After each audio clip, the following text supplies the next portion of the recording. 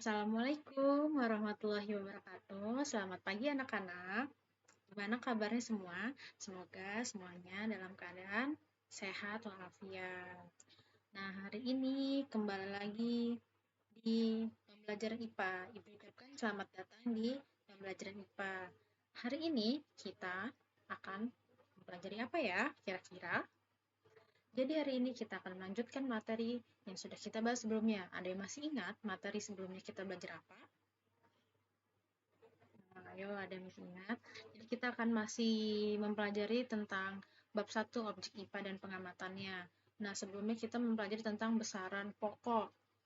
Ya, jadi kalau hari ini kita akan fokus ke besaran turunan. Jadi hari ini kalian diharapkan dapat menerapkan berbagai pengukuran dengan besaran pokok dan besaran turunan. Ayo ada yang masih ingat? Materi sebelumnya kita bahas sedikit. Jadi besaran itu terbagi dua. Ada besaran pokok dan besaran turunan. Kalau besaran pokok itu sudah ditentukan secara internasional. Ada 7 yang harus kalian hafalkan. Nah, kemarin sudah Ibu tugaskan kalian menghafalkan 7 besaran turunan beserta satuan dan lambangnya. Nah, semuanya sudah pada hafal kan ya? Sudah ngerjain semua kan tugasnya? Berarti udah hafal ya semuanya. Nah, besaran pokok itu ada 7. Nah, kita lihat di sini. Ada panjang, satuannya meter, lambangnya m. Massa, satuannya kilogram, lambangnya kg. Waktu, satuannya sekon, lambangnya S. Suhu, satuannya Kelvin, lambangnya K. Kuat arus, satuannya ampere, lambangnya A. Intensitas cahaya, satuannya kandela, lambangnya CD. Dan jumlah zat, satuannya mol, lambangnya juga mol. Nah, ini 7 besaran pokok yang wajib dihafalkan oleh kalian. Nah, kemudian kalau besaran turunan itu apa sih? Besaran turunan adalah besaran yang diturunkan dari besaran pokok. Nah, ini ada besaran turunan itu ada berbagai macam. Jadi kalau di IPA kan ada berbagai macam hitungan-hitungan yang memiliki satuan macam-macam. Nah, selebihnya dari 7 besaran pokok itu semuanya besaran turunan. Ini ada beberapa contohnya, misalnya luas, volume, massa jenis. Itu semua besaran turunan. Nah, gimana sih cara mendapatkan besaran turunan? Ini misalnya besaran yang dapat diukur selain 7 besaran pokok disebut besaran turunan. Nah, contohnya di sini ada luas. Luas, kenapa besaran turunan? Karena rumus luas itu apa? Ada yang masih ingat? Rumus luas itu panjang kali lebar. Rumus luas itu panjang kali lebar. Nah, panjang itu satuannya apa? Meter. Meter itu besaran pokok kan? Kemudian ada lebar. Lebar itu juga satuannya meter. Meter itu besaran apa? Besaran pokok. Nah, maka dari itu besaran luas merupakan besaran turunan. Diturunkan dari apa? Dari meter. Jadi luas merupakan besaran turunan. Yang diturunan dari besaran pokok. Besaran pokoknya apa? Meter. Seperti itu. Ya, kalian paham? Nah, itu salah satu contohnya luas. Nah, di sini kan ada berbagai macam nih tadi. Ada luas, volume, massa jenis. Kalian bisa baca di buku atau di internet. Ya, saya ya udah Ibu jelaskan salah satu contohnya itu luas. Kenapa luas menjadi besaran turunan? Karena diturunkan dari meter.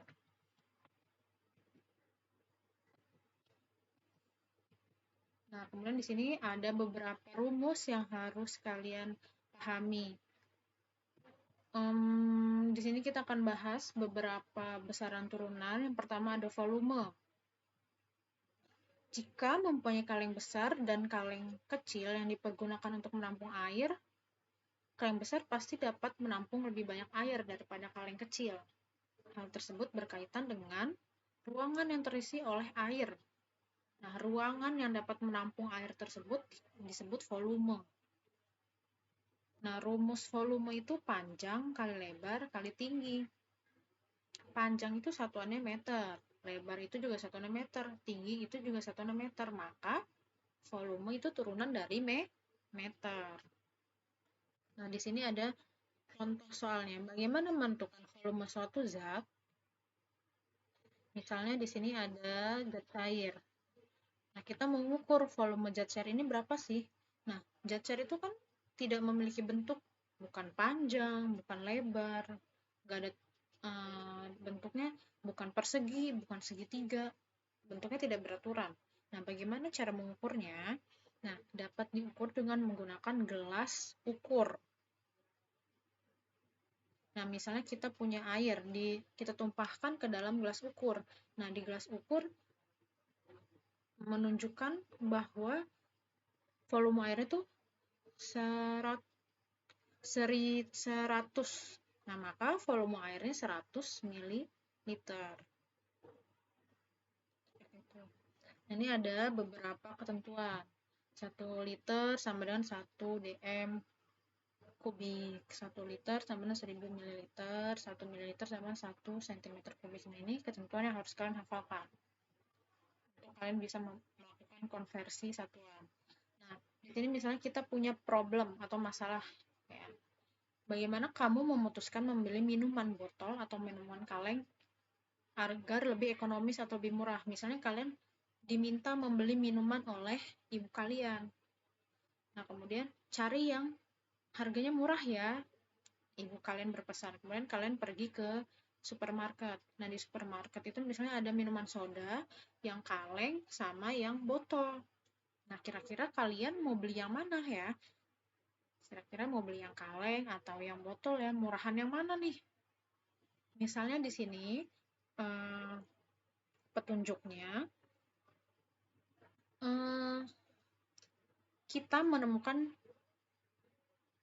dua cara untuk membeli minuman. Yang pertama, ada satu botol besar, ukurannya 2 liter, itu harganya 10.000. Tapi ada yang ukurannya kaleng, itu 250 ml ukurannya. Kalau beli 6, harganya 2.000 tiap kalengnya. Jadi kalian kira-kira mau beli yang botol ukuran 2 liter seharga 10.000 atau beli yang ukuran kaleng, satu kalengnya harganya 2.000. Gimana cara mengerjakannya? Nah, jadi pertanyaannya yang A, berapakah volume minuman yang diperoleh dari satu botol dan berapa volume yang diperoleh dari 6 kaleng? Jadi kira-kira lebih murah mana nih, beli satu botol ukuran besar atau beli 6 kaleng ukuran kecil? Itu pertanyaan satu. Pertanyaan keduanya, berapakah harga per liter membeli minuman yang botolan atau yang kaleng? Jadi caranya, untuk menjawab pertanyaan A, kita harus cari tahu dulu satu botol itu sama dengan 2 liter. Jadi kalau kita beli satu botol itu dapatnya 2 liter. Tapi kalau kita beli 6 kaleng, nah satu kalengnya itu isinya kan 250 ml. Berarti dikali 6. 6 dikali 250 ml sama dengan 1.500 ml. Nah, 1.500 ml dirubah ke liter. Gimana caranya? Ayo. Di materi sebelumnya sudah dijelaskan. Nah, 1.500 ml sama dengan 1,5 liter. Jadi kalau kita beli satu kaleng, kalau kita beli satu botol ukuran besar, kalian dapat 2 liter. Tapi kalau kalian beli yang kaleng ukuran kecil, beli 6 kaleng itu dapatnya 1,5 liter. Jadi lebih banyak kalau kita beli yang botol. Nah, tapi harganya yang murah yang mana nih? Kan disuruh mamahnya belinya yang lebih murah ya. Kita cari. Jadi, kalau kita cari harga per liternya murahan yang mana? Nah, kita kan tadi udah tahu ya. Harga satu botolnya 10.000. Isinya 2 liter. Tinggal kalian bagi. 10.000 dibagi 2 liter. Jadi harganya 5.000 per liter. Nah, kalau yang kalengan itu harganya kan 2.000. Tapi belinya 6 kaleng. Berarti 6 dikali 2.000 dibagi volume minumannya 1, liter. Berarti 12.000 dibagi 1,5 sama dengan 8.000 per liter. Nah, ketahuan nih, mana yang lebih murah? Kalau beli yang botolan, itu seharga 5.000 per liter. Tapi kalau yang beli kalengan, itu harganya menjadi 8.000 per liter. Jadi kira-kira kalau kalian diminta untuk membeli minuman yang lebih murah oleh ibu kalian beli yang mana? Beli yang botolan atau yang kalengan? Yang lebih murah yang botol, sehingga kalian jika ingin membeli harga yang lebih ekonomis, itu membeli yang botolan. Nah, ini contoh permasalahan sehari-hari yang bisa kita selesaikan dengan cara konversi satuan. Maka dari itu, kalian harus benar-benar memahami bagaimana cara mengkonversi satuan. Jadi, kalau misalnya kalian nih suatu saat diminta beli telur, atau beli beras, atau beli minuman, nah caranya kurang lebih seperti ini. Jadi ini ketahuan kan kalau ternyata beli botolan itu lebih murah. Ini hanya contoh ya. Nah, kemudian ada konsentrasi larutan. Misalnya kamu membuat larutan gula. Larutan itu artinya air, kemudian diberi gula, diaduk, maka menjadi larutan gula. Kemudian saat kalian cicipi, ternyata kurang manis, kalian tambahin lagi gulanya. Nah, berarti itu konsentrasi gulanya meningkat. Yang tadi sedikit jadi banyak. Gimana sih cara menentukan konsentrasi? Cara menentukan konsentrasi itu massa terlarut dibagi volume pelarut. Kalian harus bisa membedakan terlarut dan pelarut. Terlarut itu yang dimasukkan ke dalam air, misalnya gula. Terus kalau volume pelarut itu air. Misalnya kalian disuruh bikin larutan gula, berarti massa terlarutnya itu gula, volume pelarutnya itu air. Contoh lainnya misalnya kalian disuruh membuat larutan garam. Larutan garam, berarti massa terlarutnya garam, volume pelarutnya air. Kalian harus bisa bedain ya, mana terlarut, mana pelarut. Terlarut itu yang larut di dalam air, pelarut itu air. Nah, ini ada contohnya, misalnya Agi melarutkan 20 gram gula ke dalam 2 liter air. Berapakah konsentrasi larutan gula yang terbentuk dalam satuan gram per liter? Nah, kita harus cari diketahuinya. Nah, nih, Ibu ingatkan, jika ada soal hitungan, kalian harus mengerjakan dari diketahui, ditanya, kemudian jawab, dan langsung tiba-tiba nulis 20. Jangan seperti itu ya, biasakan nulis dari diketahui, ditanya, dan dijawab. Jika kalian mengerjakannya misalnya salah, tapi kalian menuliskan caranya dari diketahui, ditanya, dan dijawab itu minimal kalian bisa mendapatkan setengah poin. Nah, kita cari di sini diketahuinya ada 20 gram gula, berarti itu massa terlarut. Tulis, massa terlarut 20 gram. Kemudian ada 2 liter air. 2 liter air itu apa? Massa pelarut. Tulis, volume pelarut sama dengan 2 liter. Ditanyanya konsentrasi gulanya. Tulis, ditanya konsentrasi gula. Jawab, masukin rumusnya. K sama dengan massa terlarut dibagi volume pelarut.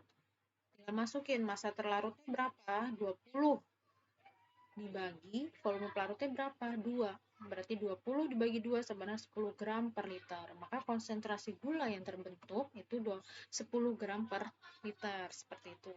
Nah, nih. Laju pertumbuhan. Kemudian, laju pertumbuhan itu kita mengukur, misalnya kita nanam tanaman. Di hari pertama, ukurannya kecil. Kemudian seminggu kemudian udah tinggi. Kita harus tahu nih, per hari tumbuhnya berapa senti ya. Nah, ini pakai rumus laju pertumbuhan. Misalnya kamu nanam tanaman cabai, pada pengukuran awal diperoleh tinggi tanaman 20 cm. Kemudian 10 hari kemudian tingginya menjadi 60 cm. Nah, kira-kira pertambahan tingginya berapa? Nah, itu bisa menggunakan rumus laju pertumbuhan. Rumusnya pertambahan tinggi dibagi selang waktu. Nah, dari soal kita ketahui tulis diketahuinya tinggi awal 20 cm, kemudian tinggi akhir 60 cm, yang selang waktunya 10 hari. Ditanyanya laju pertumbuhannya. Laju pertumbuhan itu rumusnya apa? Pertambahan tinggi dibagi selang waktu. Nah, nambahan tinggi itu berarti tinggi akhir dikurangin tinggi awal. Tinggi akhirnya kan 60, tinggi awalnya 20, berarti 60 dikurangin 20 dibagi 10 hari sama dengan 4 cm per hari. Maka diketahui tanaman cabai ini tumbuhnya per hari 4 cm. Seperti itu. Ini terakhir ada materi satuan. Jadi sebelumnya kita sudah belajar besaran, kemudian ini satuan. Nah, satuan itu terbagi dua, ada satuan baku dan satuan tidak baku. Nah, satuan baku itu adalah pengertiannya satuan yang dipakai oleh semua orang itu hasilnya sama. Misalnya ibu ngukur panjang meja pakai penggaris, ketemu 10 meter. Nah, misalnya kalian juga mengukur panjang meja yang sama nih, pakai penggaris. Pasti hasilnya juga akan sama 10 meter. Nah, itu namanya satuan baku. Contoh satuan baku itu meter, kilogram, sekon, liter, sentimeter, dan lain sebagainya. Kalau satuan tidak baku itu contohnya jengkal, liter, hasta, kaki. Nah, satuan tidak baku itu hasilnya akan berbeda-beda setiap orang. Misalnya ibu ngukur buku. Misalnya ibu mau ukur buku pakai jengkal ibu, dapatnya 3. Tapi saat kalian ngukur pakai jengkal kalian dapatnya 4. Itu kan berbeda ya. Nggak ada kesamaan. Nah, maka dari itu sebaiknya saat mengukur kita gunakan satuan baku yang hasilnya itu sama. Siapapun yang mengukur, mau kalian, mau ibu kalian, mau adik kalian, itu hasilnya sama. Itu disebut satuan baku. Nah, ingat nih, misalnya ada meja, panjangnya berapa jengkal ya? Nah, kalau pakai penggaris dapat 1 meter. 1 itu kan besaran, meter itu satuan. Nah, menurut Adi panjang meja 7 jengkal, tapi menurut Mira panjang meja ada 6 jengkal. Nah, berbeda nih. Jadi kalau misalnya Mira sama Adi nih mau bikin meja, mesen ke tukang kayu, hasilnya akan beda nih. Yang Adi 7 jengkal, yang Mira 6 jengkal. Karena panjang jengkal Adi dan Mira itu berbeda. Maka sebaiknya melakukan pengukuran itu menggunakan penggaris agar satuannya baku. Nah, kalau 1 meter itu adalah satuan baku. Nah, jengkal itu satuan tidak baku. Nah, kalian bisa bedakan ya satuan baku dan tidak baku. Bagaimana, paham? Nah, materinya sudah selesai. Nah, kalian bisa ulang kembali videonya, kalian catat bagian pentingnya. Jika ada yang ingin ditanyakan, silakan tanyakan ke ibu. Bisa melalui Japri atau di grup. Untuk tugasnya, silakan kalian lihat di classroom, baca petunjuk pengerjaannya dengan baik. Sekian untuk pembelajaran hari ini, semoga kalian paham dan tetap semangat belajarnya walaupun secara daring. Ibu cukupkan untuk materi hari ini, kurang lebihnya mohon maaf. Wassalamualaikum warahmatullahi wabarakatuh.